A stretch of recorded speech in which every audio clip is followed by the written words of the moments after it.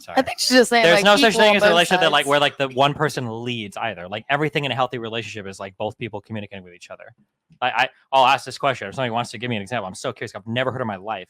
Can you give an example that doesn't involve AK-47 swords or knives, where the man is leading and the woman is following, like in a relationship? God, Christ, man, woman, child.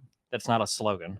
Like, give me like a scenario or an slogan? example. No, that's not a slogan. Give me like a scenario where like a man is like the leader in a relationship, where it's not like a partnership. I don't know what I want to eat. Grilled quesadilla, grilled chicken quesadilla. That's leading. I mean, a man can lead and a woman still has her opinion. Doesn't mean she doesn't have an opinion or has any say just because her man is leading her. I guess like in every and real quick before I speak, I'll invite one more time because even though I've heard this repeated all the time, men should lead. I've never gotten a single example in my entire life from anybody that said that on how a man leads in a relationship. So if anybody has an example of like this is an example of a man leading in a relationship, Like making decisions, no? Yeah. like what decision? So like where to go. We're not where to gonna go cut. to eat. We're not gonna cut No, my where to go son's. eat. We're not gonna cut my son's hair this way, because I'm the father and I know how a boy should look like. So I don't care if you think he'll look cute with his hair dyed. We're not dyeing his hair and growing it out. We're gonna have him with a fade, and we're gonna keep his natural hair color. So do you think in most relationships when like the children are involved, do you think that it's common that there's like overriding decisions here, or do you think there's always like a discussion and like a compromise? I think that there should always be a discussion, come to an understanding. But typically in a relationship, I believe that a man should lead his family. Yes. Right. I believe that when you're it comes repeating to it, yeah, but I you believe say a that man leads, but like okay, leads and how? I'm about to say I believe that, for example, sometimes typically women live their life by way of their emotions, right? Can we agree on that?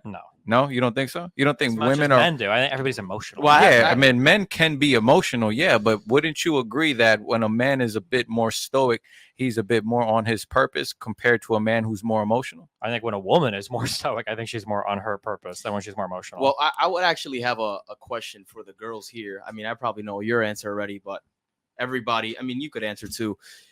What about, let's say, for example, a man that you're interested in, right? A man that you like, a man that you deem that's attractive and you want to be in a relationship with. Would you rather rely more on his decision making when it comes to difficult decisions?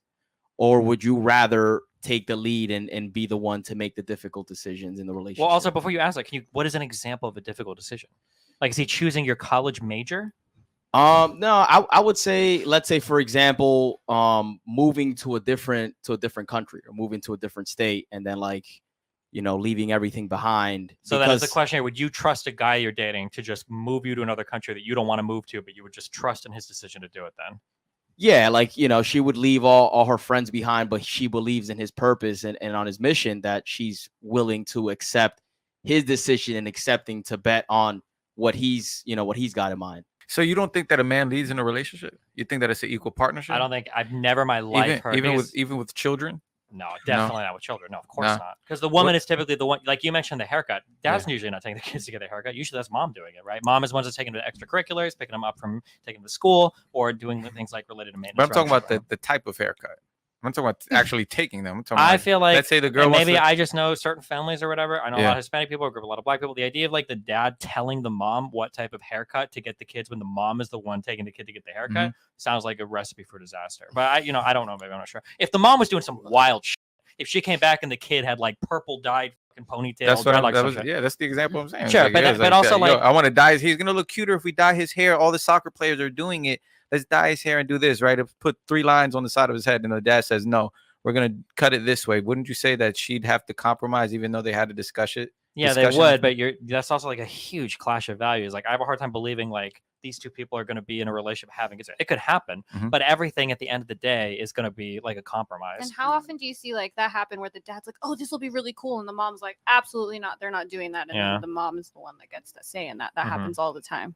I feel like when I think of like every healthy relationship I've ever seen, like there tends to be not very much overlapping competence.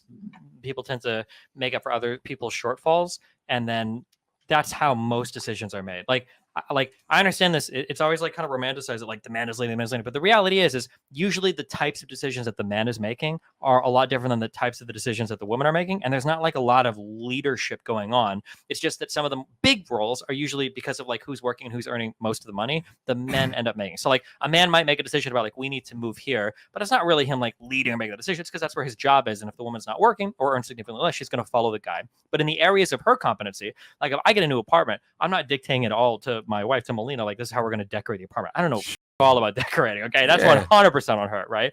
But if it's like a place like I need to live here because I'm closer for podcasts or work or whatever, like blah, blah, blah, then we would have that conversation. But it's never going to be like, listen, I know you really want this thing as you, but I'm the man, I'm leading here. We're just going to do that. Like the relationship would fall apart. I can't think of any decision with that. Yeah, I agree with Destiny on this. Then you believe in traditional gender roles. How? You just said that something like decorating the apartment, you would fall back and let your wife do it, right? Yeah, because that's something she's good at. Okay, now what are some things that you would be good at? In terms of things, my life, almost everything in my life revolves around like my career and like money management, and stuff like that. Yeah. Wouldn't you say you lead? But I say that I lead. I don't know if in any of my relationships I've like led. It's always been like I can't think of a situation where like my girlfriend or wife, like we're not going to do that. And I'm like, well, I'm the leader. Let's go. Like it's always going to be like where we move, whether we're getting an apartment or whether we're buying a house or whatever. Like these are always like a back and forth. Yeah. Yeah, but you consult with your wife before you make a big decision, right? Yeah, of course. Okay, but let's say you have to relocate because of your career. Would you relocate still, even though she's not that okay with it? I think it would super depend. And if it was to happen, like if a sacrifice was made there on her end, then it's going to be something that I'm going to have to make up for. So for instance, originally when I moved to California, that was a big sacrifice for her. She didn't want to go to the United States at all, but like California was like a way outside of her comfort zone. She had just been in New Zealand for a while. She comes from Sweden, like California was not her place. But then afterwards, we were looking for a place to move next because I had my 3 years in California and I was like, whatever. She was like, I really want to go to Florida because it's on the beach, East Coast, good weather. And I was like, okay, fine, we'll move to Florida and we'll do that. So yeah, like that's an example where, like technically she led, I guess, us moving to Florida because I don't think I would have moved here, but I kind of led like moving to California. She definitely wouldn't want to move there. So it's just hard to say like clearly there's like a leader in this. Like it feels like it's always a consultation back and forth. But if you said no to her moving to Florida, do you think she would have still went to Florida? If I said no to her moving to Florida, I mean, it would depend on my rationalization. Like I would have to give a really good argument for staying to California. I would have to win her. Like I would have to argue with her. Kind of like the example that was given for her. Like even in the case where like, let's say the man's family is sick and now you've got to make a decision. Well, that's not like the man leading just because his family is sick. I'm sure if she loved her husband, she'd probably also agree like, yeah, well, if your families are sick, we got to stay here and take care of them. Right? Just because you're a leader, does that mean you have to make all the decisions in your opinion? A leader, in my opinion, is somebody who takes accountability for the decisions made in an organization over their over their inferiors, the people beneath them. So a leader is somebody who's collecting information from people underneath them. And then when they go forward, they take all the accountability. So the reward and the penalty for making decisions. I don't view relationships like that. Like if we end up moving to Florida or whatever and end up being horrible, I would shit on my wife for it. But you're retarded. Why did we move here? This place sucks. I'm not gonna like, well, I was the leader. It was my decision. I'd rail her for it. And then if I made a bad decision, she'd rail me for it. I'd be like, oh, fuck it, That's just how I view it, I guess. Yeah.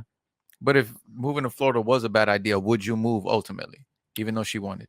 I mean, she moved she did California for 3 years for me. So yeah, and I'll try Florida at least for 1 year for her. Yeah, we've been here for 2 now. So yeah. Yeah, but you had to accept, right? Well, we both have to accept. We're married. If one of us refused, we would just live separately, which would suck, right? Okay. Also, I hate Sweden, but I've spent like she would leave you if you said no. I don't want to move to Florida. Well, I mean, we'd leave each other. Yeah. Right. If I was like, I'm going to move to Florida, and she's like, okay, well, I'm going to stay in California, and it's like, okay, well, I guess we don't live together anymore. We're broken up, right? Yeah, and that's the crazy part about it is that it's so easy to just break up now because something's so small like that. Where you live is so small. It's arguably one of the most important things in your life. Well, yeah, I mean, like if you're talking about different states, but I'm saying is people just quit on anything now on marriages, right? Like you just feel like you're not happy anymore. Well, there goes a divorce. Does that make sense? Aren't divorce rates about where they have been? I don't think they've changed like that significantly. 10, yeah, 15 years or 20 even.